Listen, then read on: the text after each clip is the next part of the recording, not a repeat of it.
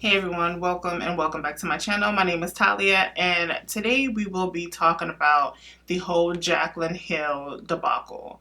Like, I really wasn't going to say nothing initially because I felt like, what's the point of even talking about it? But her video irritated me because I feel like, okay, girl, you're always on repeat, and people who know me, I can't stand someone either repeating themselves over and over again or me doing that myself.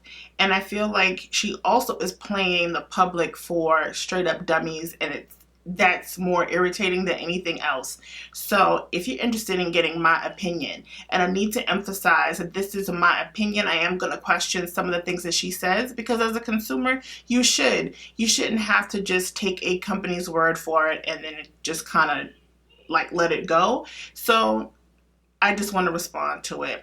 Okay, so if you're interested in getting my opinion, mine, not yours, I just feel like I just have to continue to stress that, then stay tuned. But before you go, you can go ahead and hit that subscribe button. Also hit that notification bell right over here so then you don't miss another video from your girl. Okay, so go ahead. It's right there. Woo!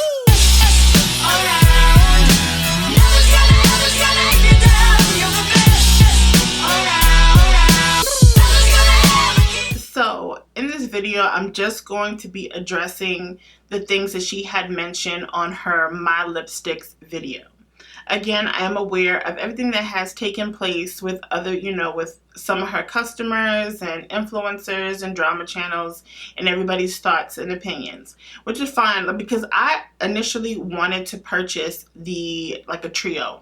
So usually when I really want to purchase something, I will have an alarm, an alert or whatever on the release day, so then I know exactly when to go and to purchase whatever item I am looking for. Whether I'm at work, I will alert myself to go to my phone and do my ordering. But for whatever reason, I really didn't pay attention to when the release date was or whatever. But I did mention to my besties, that I talked about makeup. I let them know, hey, I am going to get it. So, and I kind of just left it like that or whatever.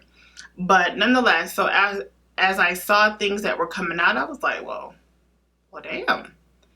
And I don't know why, for me personally, it just didn't dawn on.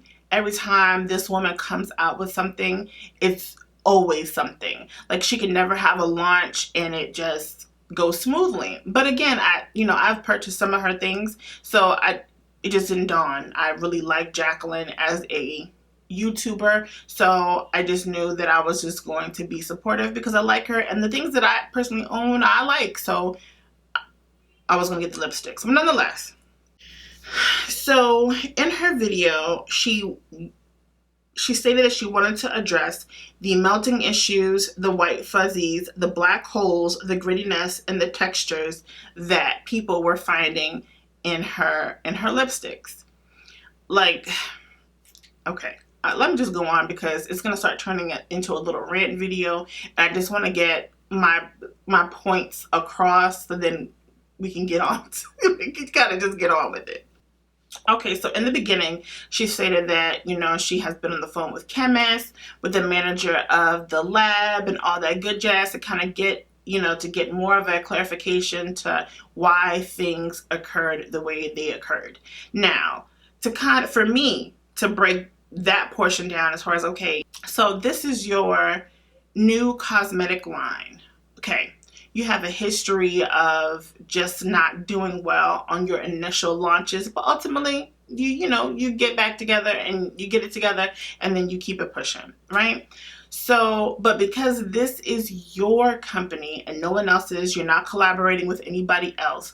In my opinion, I don't know why you, Jaclyn, did not kind of know the processes at the very beginning, like know detail by detail on how your things were going to be produced. So I feel like sitting down with the chemist and sitting down with the lab manager to see what was the breakdown, I feel like it was a little bit too late. Like, in the very beginning, since you're so anal, since you're such a perfectionist, I personally would have thought that you would have, on day one, let me see how this is work. Let me see whatever, if it's assembly lines, whatever the case is, let me see how everything is being processed, because I don't want any F-ups. At least that's what I would have thought, because I feel like at this point you're kind of a glutton for the mishaps. You see what I'm saying? So when you decided to put in your receipts and you put in the certification of laboratory, the certificate of laboratory analysis or whatever, which kind of discussed the shades, you have your lot numbers, all that, and and expiration dates on it, at least from what I could see. The only one that you put up was for the shade That Girl. So I don't know if any of the other channels zoomed in that certification or that certificate was for one shade, and that was for That Girl. So I don't know what you were trying to prove. I don't know if it's been consistently one particular shade that has been, with the holes and stuff, but how it appears, it's like all of the lipsticks. So I don't know. To me, I caught that and I'm like, well, this is not really saying nothing because it's just one shade. But whatever. If you're trying to prove that That Girl wasn't expired, no, according to that, it wouldn't expire until I think 2023. Okay. So as a consumer and as a person who has supported you in the past with your launches or whatever, with your collaborations with other companies, I feel like you tried to duke us in such a major way. You stated that you had this in development for over 5 years. So what was the rush? What was so significant about May? Because you mentioned that, oh, well, everything was produced the month of the launch. So I think I saw it somewhere where the lipsticks actually launched on May the 30th. What was so significant about May that you needed to push everything out? So as a consumer, and I feel like you just, selling whatever out there, as a consumer, I'm like, okay, what's so significant about May? 2, do you have any major bills that you have to get out of the way that you figure that, okay, if I launch this makeup now, I know that everybody's going to purchase and I can get the money that I need to do whatever I need to take care of. Like, that's how it feels. And the reason why I'm saying it like that is because how you brought it out that way, that everything was produced the same month it was launched. But how? So what took 5 years? I know that you mentioned about your component. That component, no way in God's green earth, took 5 years to develop. It is a silvery, gray, glittery, with a rhinestone lipstick component. Like, out of that, because that is your aesthetic, that's just what you gravitate towards for everything. Like, what took 5 years to produce? Was it all 20 shades? Okay, so I can understand trying to get a proper shade range for everybody, which I don't really feel like that was the case, but let's just say that was your intention. So you come up with these 20 shades, you come up with the names that I don't know, I've never tried to, initiate opening up a cosmetic line or whatever, so I don't know what the process is. But I still don't understand what took exactly 5 years for the lipsticks to still come out crappy. Like, I'm trying to connect them. Like, I'm trying to give you the benefit of the doubt, but I don't see it. So you mentioned that you wanted to cover your tracks.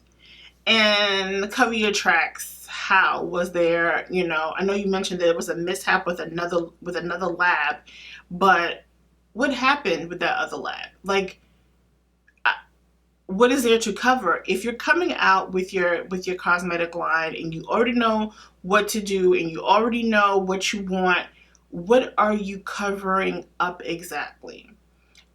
Are you taking the product that you produced with that lab that you had before and held on to it and then decided to move to another lab and then kind of pick up where you left off?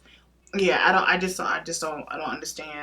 So what also bothered me about that video is that the fact that you stated that your lipsticks weren't harmful. How do you comfortably say that? One, I will say this in Jaclyn's defense. For those who have had reactions, skin reactions, whether you put it on your arm, reactions on your lips, or whatever the case is, we all don't know what was in her lipsticks. But let's just say, playing the devil's advocate, let's just say that the raw materials that she had in there were all fresh, just wasn't broken down like she claims. You could just possibly have an allergic reaction to one of the ingredients that was in there. That is possible. That's the only thing I don't like about the new era that we live in, is that you just want to jump the gun and just say, oh my God, this is what caused my issue. There's this thing called allergies, that you just might be allergic to something that is in the lipstick. And that would be any lipstick.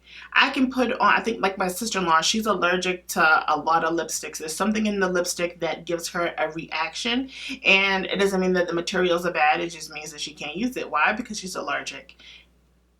I just need I need everyone to know that. I don't know if anyone's acknowledging an actual allergy versus something in the lipstick that is considered harmful.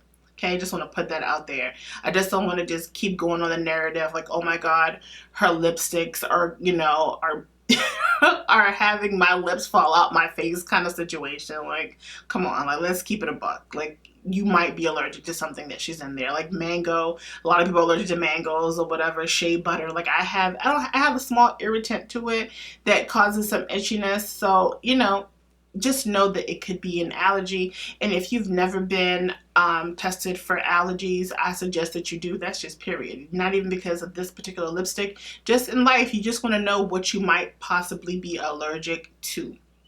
But for Jaclyn, for you to go on and just say, yeah, like, I know they look bad, because this is what you should have said. This is what I heard when you said it. You should have just have said, well, I know they don't look pretty, but they won't cause any issues, no concerns. No. So what I feel like the first thing you should have said was, because my lipsticks look like this, because there is a claim that they're giving people reactions, whether or not that is true or false, I need them all back. The end. I will be mailing out envelopes, return slips, whatever, to every customer that, and I'm sure y'all keep a record of who bought your stuff, of every customer, for you to return your product back. If you choose not to return, then also sign something saying that you wanted to keep it, blah, blah, blah, blah, blah. The end. I feel like that could have just ended it all. That could have ended it all. But to even continue to go on that narrative like, oh, all is good. It's just, my vat didn't blend well. It didn't mix the ingredients well. Which brings me to, so you stated that the vat that you use didn't break down your raw materials well. Why is that though? You claim that it's because you guys are moving at a rapid pace. So let's ask, what are the settings on this vat, and what did you set it to try to quicken the process? Is the vat broken? Like, because this particular vat did not mix your lipsticks well, y'all had to move to a whole nother lab. How is this making sense to anybody? And how is this making sense to you? Not to anybody. I'm not going to sit here and act like it's the consumer that it has a problem comprehending. The fact that you're even putting it out there is what I have an issue about. So the vat didn't mix well. You had to leave. No one wanted to inspect to see if the damn thing was broken? No? Nobody? Okay. No takers. So the white fuzzy gloves. Cotton gloves.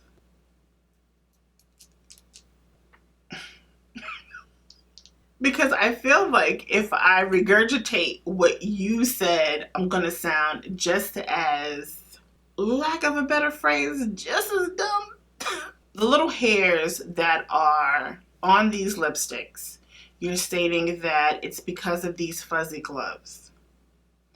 Can we all kind of think about how these fuzzy gloves, in our minds, let's just, because what she put out there, like the picture that was in her video, the hairs are very, very, very short.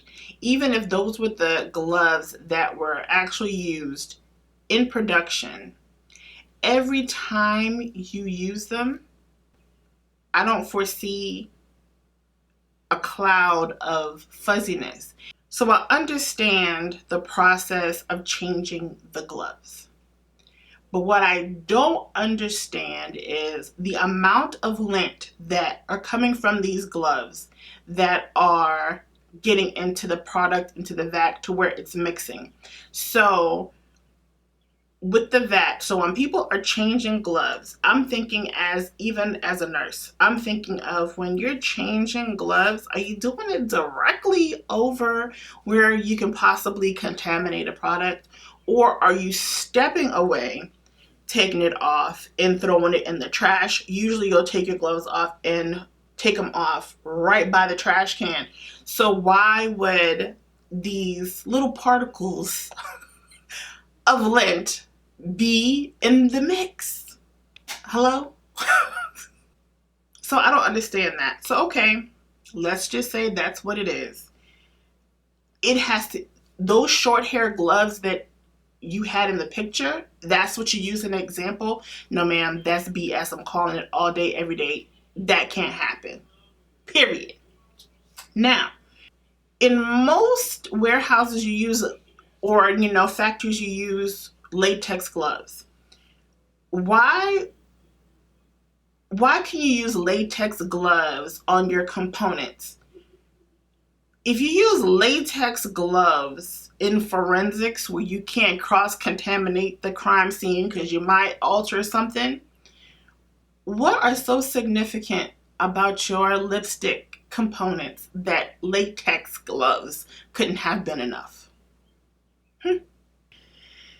The black holes in it, I really don't have nothing to say about it because I don't really know as far as whether or not that looks like mold. It's just not appealing to the eye. And it makes sense if it was like little air pockets, but again, excuse me, I don't know how that whole process works.